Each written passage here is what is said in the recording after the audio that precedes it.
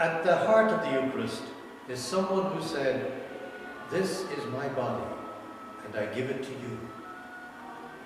This is my blood, and I shed it for you." He identified himself with bread and wine, received, blessed, broken, and given to others. When he was dead and gone, his followers gathered in their homes in memory of him. They combined the Eucharist with a regular meal. They prayed in Aramaic, or Hebrew, or Greek, their native tongues.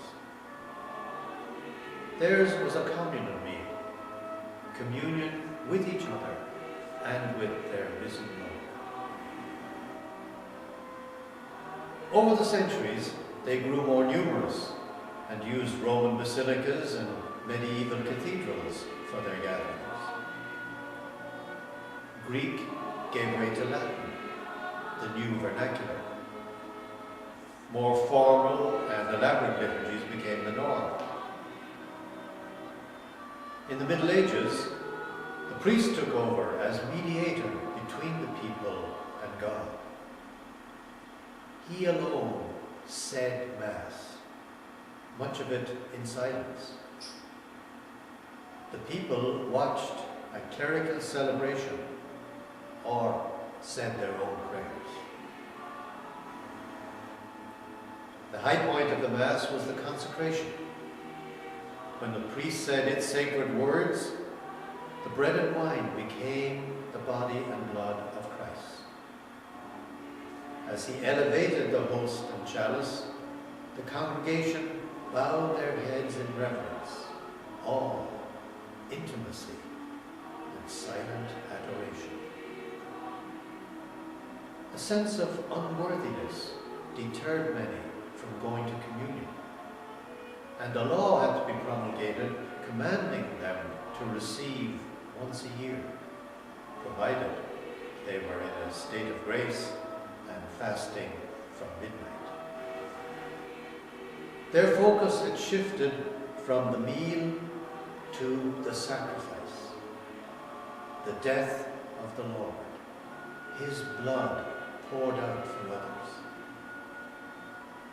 They emphasized Good Friday and Calvary more than Holy Thursday and the Last Supper. And after Mass, the hosts were reserved in the tabernacle, offering an intimate and ongoing focus of prayer before the Blessed Sacrament, as well as viaticum for those in danger of death. At benediction, the large host was placed in a monstrance, which the priest traced in a sign of the cross blessing over the people and carried in the outdoor procession at Corpus Christi. Early centuries gave rise to different Eucharistic insights in Western and Eastern Christianity. And since the Reformation, Catholics and Protestants have debated the relative importance of Bible and bread, word and wine. A contemporary understanding of this sacrament of sacraments includes a deeper appreciation of the fruit of the earth and the work of human hands as the raw material for the holy. It emphasizes the fourfold presence of the risen Christ in the congregation, the celebrant, the Bible readings, and the bread and wine. It reminds us that there's nothing automatic or magical about this ritual. Good celebrations foster faith, poor celebrations weaken faith. It recalls the understanding that goes back to the time of St. Augustine. As we celebrate, we affirm and become what we are. All together, the body of Christ, individually, his body parts.